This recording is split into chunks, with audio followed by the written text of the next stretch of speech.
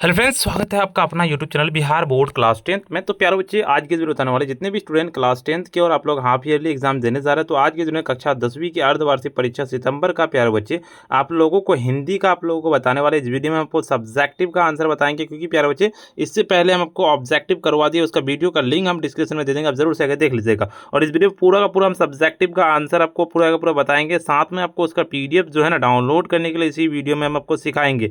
तो घबराइए मत, इस वीडियो को पूरा देख के जाइएगा। 3 घंटे का आपको टाइम मिलेगा और 100 नंबर का आपका एग्जाम होने वाला है। देखिए प्यारे बच्चे, आपको 1 से लेकर 80 तक ऑब्जेक्टिव पूछे जाएंगे, जिनमें से किन्हीं आपको 50 के ही बनाना है। तो चलिए इस वीडियो को स्टार्ट करते हैं। और इस तरह का आप लोगों का हाफ ईयरली रहेगा, इस वीडियो को पूरा देख के जाइएगा। वीडियो पे नए हैं तो वीडियो को सबसे पहले एक बार लाइक कर दीजिएगा, और साथ में अभी तक चैनल को अगर सब्सक्राइब नहीं किए तो सब्सक्राइब जरूर से कर लीजिएगा। इस वीडियो को शेयर कर दीजिएगा। ऑब्जेक्टिव का वीडियो का लिंक दे दिए डिस्क्रिप्शन में, जाकर देख लीजिए। और संस्कृत भी करवा दिए। देखिए आपको जो क्वेश्चंस पूछे जाएंगे 1 से लेकर 80 तक पूछे जाएंगे, जिनमें से किन्हीं 50 के ही आपको आंसर देने हैं। तो चलिए सीधे हम आपको क्वेश्चंस की ओर लेके चलते हैं प्यारे बच्चे। आपका टाइम वेस्ट नहीं करेंगे और आपको डाउनलोड करने के लिए हम इस वीडियो में सिखाएंगे। तो घबराइए मत, वीडियो को पूरा देख कर जाइएगा ताकि आपका एक भी क्वेश्चन ना छूटे, ठीक है। तो चलिए ऊपर की ओर चलते हैं, लेकर के आपको सीधे क्वेश्चन की ओर लेके चलते हैं प्यारे बच्चे। देखिए जैसे ही आप आइएगा, यहाँ पे आपको 80 तो पूछे जाएंगे, उसके बाद आपको पूछे गए हैं क्या, आपको देख लीजिए। यहाँ पे कहा है निम्नलिखित में से किसी गद्यांश को एक गद्यांश को पढ़कर नीचे दिए गए प्रश्नों के साथ उत्तर दे। जैसे आपको कहा है, आपको ये वाला गद्यांश है, पढ़ लीजिएगा इसको गद्यांश को। और चलिए सीधे आपको हम इसका गद्यांश को देखिए, पहला वाला को गौ का गद्यांश ये वाला है, पूरा पूरा का पूरा कौ का, ठीक है। और देखिए हम क्वेश्चन जो है ना पढ़ेंगे। क्वेश्चन क्या कह रहा है आपका, क्वेश्चन कह रहा है देहाती हाट का माहौल कहता माहौल कैसा रहता है, हाट का समय कब होता है, लोगों के हुजूर हाट में कब कहता उमड़ता है, हाट में किसकी सहभागिता नहीं होती है, हाटों के बावजूद किसने कहता मिटा दिया, बिल्कुल इसका। और देखिए आपका ख नंबर का पूरा ये गद्यांश पढ़ लेना है। ख नंबर का गद्यांश कह रहा है, और इसका क्वेश्चंस पढ़ेंगे ख नंबर का गद्यांश का। बिल्कुल इसका कह रहा है भारत में भोग विलास की प्रवृत्ति कब बढ़ी, भोग विलास की प्रवृत्ति किसके कहता है किसमें दृष्टि गोचर होने लगी, और राजा के प्रश्न करने के लिए कवि क्या करने लगी, कवियों के ध्यान किस और रहता है। उसके बाद कह रहा है कि अपने मूल स्वरूप को कौन भटक गया, बिल्कुल इसका। और देखिए दूसरा नंबर का आपका निम्नलिखित गद्यांशों को पढ़ करके एक गद्यांश का उत्तर देना। जैसे गद्यांश पढ़ लीजिएगा, गद्यांश का देखिए आपको हम आंसर तो करवाएंगे ही, तो इसलिए थोड़ा सा टाइम आपका वेस्ट नहीं करेंगे। आदर्श व्यक्ति किसके सिद्धांत को मानते हैं, आदर्श व्यक्ति किसी महात्मा को समझते हैं, आदर्श व्यक्ति किस बात का ख्याल रहता है। उसके बाद ऊपर की ओर चलेंगे हम आपको लेकर के, और क्या कहता है कर्म के प्रति किसमें उत्साह रहता है, और आदर्श व्यक्ति कहते किससे नहीं घबराते हैं, बिल्कुल। चलिए उसके बाद आपका ख नंबर का ये वाला गद्यांश पढ़ लीजिएगा। उसका क्वेश्चन की ओर चलेंगे सीधा, आपको ये वाला देखिए पूरा का पूरा है, आप इसको पढ़ लीजिएगा अच्छे से। और आपका इसका देखिए पहला नंबर क्वेश्चन कहता है कि आधुनिक काल के प्रवर्तक कौन है, भरतेंदु का जन्म कब और कहाँ हुआ था, आधुनिक रंगमंच का कहता है पितामह किसे माना गया, और भरतेंदु ने अपनी रचनाओं का द्वारा किया गया, और भरतेंदु की प्रमुख रचनाओं के नाम लिखें, ठीक है। उसके बाद आपका कह रहा है कि इसका प्रमुख रचनाओं के नाम लिखना है। उसके बाद ऊपर की ओर चलेंगे, देखिए निम्नलिखित तीसरा नंबर देखिए, निम्नलिखित में से किसी एक विषय पर संकेत बिंदु के आधार पर लगभग 250 से 300 शब्दों में निबंध लिखना। जैसे जंगल में लिख सकते हैं भूमिका, जंगल के लाभ, क्या कहता है जंगलों की कटाई में हानि, निष्कर्ष, ठीक है। और जैसे अगर आप हम राष्ट्रीय क्या कहता है राष्ट्रीय भाषा में लिखेंगे, तो राष्ट्रीय भाषा के रूप में लिखेंगे तो भूमिका, पक्ष के तथ्य, आवश्यकता और उपसंहार लिखेंगे, ठीक है। उसके बाद ऊपर की ओर चलेंगे, आपको गणतंत्र दिवस पर लिखेंगे तो भूमिका, इतिहास लिखेंगे, महत्व लिखेंगे।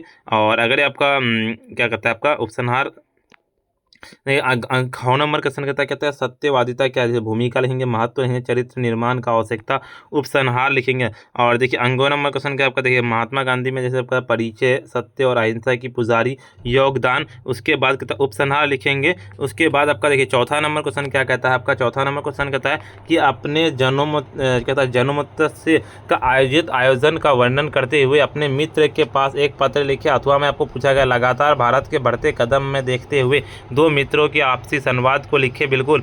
चलिए उसके बाद पांचवा नंबर क्वेश्चन के निम्नलिखित प्रश्नों के किन्हीं 5 प्रश्नों के उत्तर दे। जैसे आपका हिरोशिमा के मनुष्य साखी के रूप में क्या है, दैहिक विश्वास शीर्षक पाठ में लक्ष्मी के पिता का नाम क्या और वह कहाँ नौकरी करता था, हजारी प्रसाद द्विवेदी के अनुसार मनुष्य के बार बार नाखून क्यों काटता है, बिल्कुल। और चौथा नंबर क्वेश्चन कहता है बिरजू महाराज के जीवन में सबसे दुखद समय कब और कहाँ आया, कवि गुरु नानक किसके बिना कहता जागृत को व्यर्थ मानते थे, नेताओं के बारे में कवि प्रेमघन की क्या राय है? रंग पप्पा कौन था और वह मंग मम्मा से क्या चाहता था? और देखिए आपका रंग पप्पा कौन था और वह मंग मम्मा का क्या चाहता था? एक वृक्ष की हत्या शीर्षक पाठ के कहता है वृक्ष रूपी बढ़ते चौकीदार के पहनावा कैसा था? उसके बाद कहता है लेखक मैक्स मूलर के अनुसार सच्चे भारत के दर्शन कहाँ और हो सकते हैं? देखिए समास को परिभाषित करें। बिल्कुल रियल है प्यारे बच्चे। अब देखिए छठा नंबर के निम्नलिखित प्रश्नों में से एक प्रश्न के उत्तर देना। जैसे आपका लेखक हजारी प्रसाद के द्विवेदी, बिल्कुल ये वाला पढ़ लीजिएगा, ठीक है। और देखिए इसका आप व्याख्या किया हुआ है। चलिए इसका हम सीधे आपको आंसर बताते हैं। उससे पहले आपको बता प्यारे वीडियो को लाइक नहीं करें, वीडियो को लाइक कर दीजिए, साथ में चैनल पर नए हैं चैनल को सब्सक्राइब कर लीजिए, इस वीडियो को शेयर कर दीजिए। प्यारे बच्चे देखिए आपको ना हम ऑब्जेक्ट पहले आपको इसका आंसर बताते हैं, उसके बाद आपको हम डाउनलोड करने के लिए आपको पूरा का पूरा हम बताएंगे।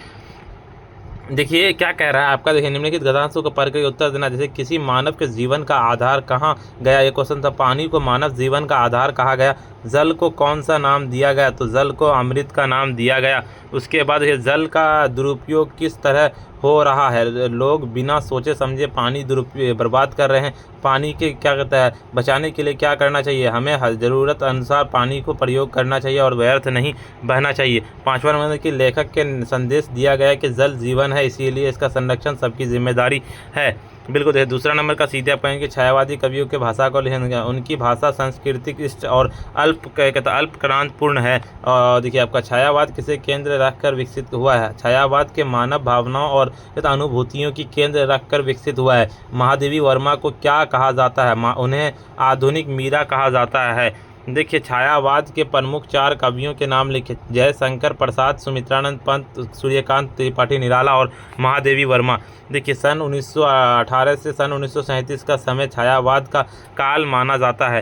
देखिए आपका तीसरा नंबर क्वेश्चन का देखिए आपका निम्नलिखित में से किसी एक विज्ञान और मानव जीवन पर या फिर खोलों के महत्व या फिर प्रदूषण समस्या या फिर मेरा प्रिय त्यौहार। जैसे हम लिखेंगे इसका कि विज्ञान के मानव जीवन को बहुत आसान बना दी गया। बिजली, रेल, हवाई जहाज, कंप्यूटर, मोबाइल सब विज्ञान ही देना। अब आज चिकित्सक के क्षेत्र में भी विज्ञान की बड़ी प्रगति है, जिससे जलने वाले बीमारियां भी ठीक हो जाती है। क्या कहता है उसके बाद शिक्षा और संसार के क्षेत्रों में विज्ञान ने दुनिया की सबसे छोटी बना दिया। लेकिन विज्ञान का गलत प्रयोग मानना के लिए हानिकारक भी है। क्योंकि आपका क्या कह रहा है, इसीलिए हमें विज्ञान के प्रयोग अच्छे कार्य के लिए करना चाहिए। बिल्कुल इसका।